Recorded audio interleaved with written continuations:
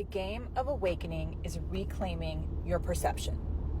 Those who control the perception, control the narrative, control the people. You guys don't know me, my name is Tally. I help you awaken through frequency work while being a conduit for bringing consciousness into mainstream science. And I can tell you, after thousands of sessions, people are very predictable. You don't have to believe in what I do. I really don't care. But you can't deny the science. And I didn't aggregate this data after thousands of sessions. I had AI do it.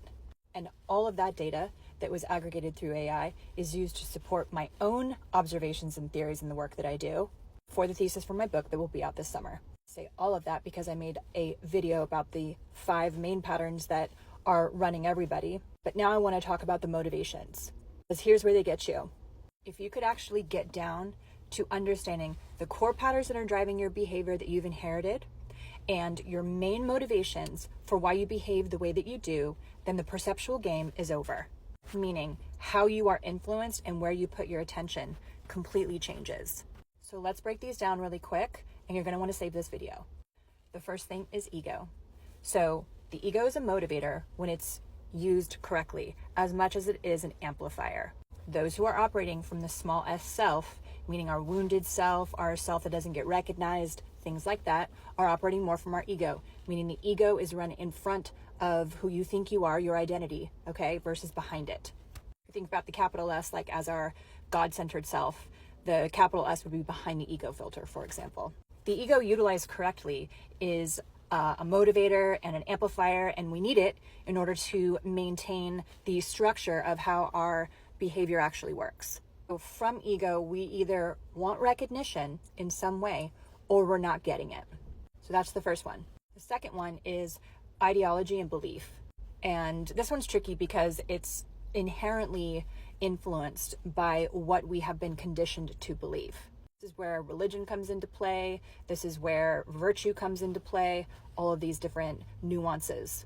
So we are either motivated by wanting to uphold the family value structure, or we want to uphold and be a good enough so-and-so interreligious belief system in order to be worthy of God's love. The third motivation that I saw in sessions was purpose. So we are wildly void of it collectively because we are so fragmented in what we believe. So people are desperate to have it. They're constantly motivated by discovering it because they want to feel like they have some kind of purpose in the world. And all of that boils down to feeling worthy and good enough and having value right there at the bottom. So we literally are so atrophied in our self-belief and self-love and having enough inherent value just existing as a child of the Creator that we are so desperate to have some type of purpose and meaning in our lives that we will compromise who we think we are in order to have that. We conflate our identity with purpose. So anything that is going to try to control you is going to manipulate your emotions in many of these different areas that are going to compromise your identity, who you think you are, what you think you believe, where you feel you should belong, to confuse you. So there is a mass formation hypnosis and you will comply.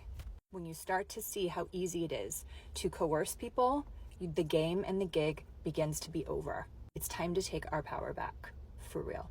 Regardless of what happens to this app, we've already seen too much. Question everything.